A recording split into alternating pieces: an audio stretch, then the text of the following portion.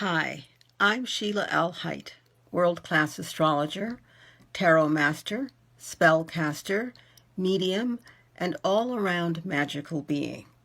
And I'm here to talk about the coming week's astrological aspects. And boy, will it be interesting. It's the week of the new moon, the full moon, and the week of the lunar eclipse. And a few squares to make it interesting, a bit of friction there, and a couple of trines to make it harmonious. So, where to begin? I'll begin with this. This is a very intense week. Please tread carefully. Please use self-care, rest, compassion for yourself and others, compassion for your situation. This is a very intense time. It's Scorpio time, it's full moon time, that's like quadruple Scorpio, and it's lunar full moon Scorpio time, which is like 100 times Scorpio. So Scorpio full moons and eclipses give us an opportunity to change and to see the change and to feel it. A full moon or lunar eclipse full moon gives us the opportunity to let go of what we no longer need in our lives. Now, most often, that's not something that we do voluntarily. That's something we do because we have to. Get ahead of the game. Know if there are attitudes, if there are energies, if there are relationships. Know that you really need to go over those with an eye toward getting rid of what doesn't serve you. It's super important. So I'm going to read out the list of things you need to look for. Remember, full moon, lunar eclipse, Scorpio, a lot of intensity, and a lot of opportunity for transformation. Get with it, get ahead of it, own the day. So this week, everybody is sensitive. Everybody is, including you. So be mindful of that. This is where the compassion comes in. Take care of yourself and take care to listen to others, not just so that you'll know how to respond, but so that you will hear them and also hear a part of yourself in whatever it is they have to say. This is a great time of mirrors. There will be a lot of reflections of you and your feelings this week. Don't buy into it's all about me. Really, really acknowledge that we are all in this together. So the biggest day for us to watch out for is Wednesday. On Wednesday, we have the planet Mars, the planet of how we take action.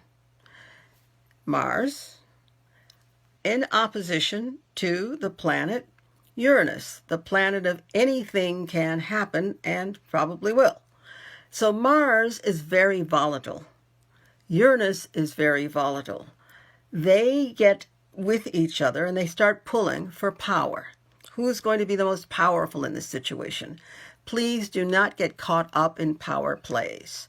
It's really, really important that by the time we get to Wednesday, you're just going, and moving right through any issues that talk about the struggle for power.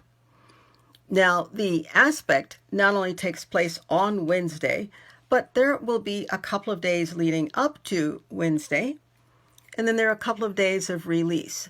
So every aspect I talk about is not only on the day that I mentioned, but it's got a couple of days where it leads up to, and it's got a couple of days where it releases the energy.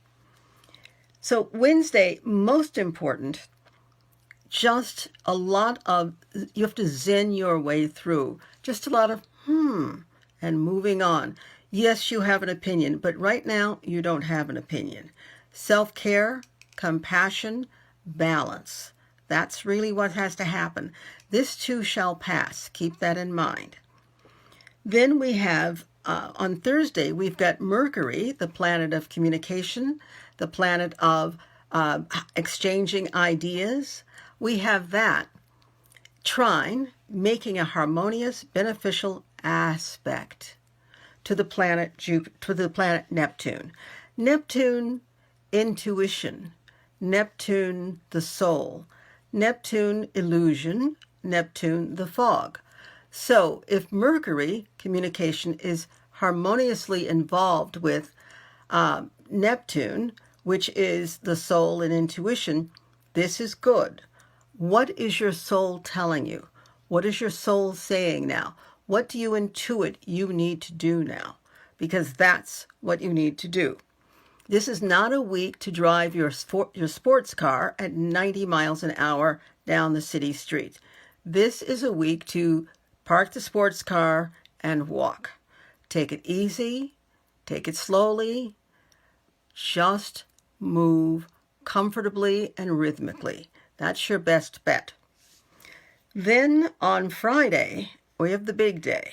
Friday, we have the full moon, early Friday morning, East Coast time, and it is together with the lunar eclipse. And it's a Scorpio-Taurus energy. The full moon will be in Taurus, the sun will be in Scorpio, and then we have the lunar eclipse, and so we involve Taurus, we involve Scorpio. We also involve the planet Uranus, because Uranus is currently in Taurus now. So we have a lot going on. It's a volatile week, and volatility doesn't necessarily mean chaos and disaster. It does mean if you get a handle on the energy, the volatile energy, you can definitely use that energy to create what you want. And this is an excellent time to look at what you want as well as what you don't want. You don't want more chaos. You don't want conflagration. You don't want combativeness. What you really want is you want people to come together. You want cooperation, and you want things to go smoothly. As we move toward the end of the year, this wonderful opportunity to shed what is no longer ours, called an eclipse, a lunar eclipse, is here. Use this. Make a list. I would start now. Make a list. The things or the people or the energies or the attitudes I no longer want or need in my life. Make that list and give that list, offer that list to the sun, moon, eclipse god, whoever that might be. Now, while all of this is going on and all of this power and passion raging about, it's a great time to capture some of that energy for your own personal use. And that is in the form of moon water. So, tomorrow, Monday, or Tuesday at the latest, get yourself a cup or a bottle or a pitcher of water and set it in the windowsill, or set it at least so that it gets the light of the moon. Also, so that you can set it outside if you've got that kind of trust in your environment. You can also understand that as you set this water to capture energy, you're also capturing the energy of the eclipse. So more of what you need to shed will just sort of wash through you and wash off of you in a much more gentle way. Be really good to yourself. Cover your water as you set it in the windowsill or outside. Cover it so that you don't get critters in it. And allow yourself to know that you are following direct orders from the front office. And the front office is telling you that nothing ever comes into your life without you being able to profit from it. If you will set aside your ego and set aside your need to be in total control at all times. Be less in control and more in your power. And that's one of the great gifts this full moon eclipse will bring you. It'll bring you an opportunity to know the difference between being in control or striving for it and being in your power. So be in your power, be grateful for your being, and until next time, bye.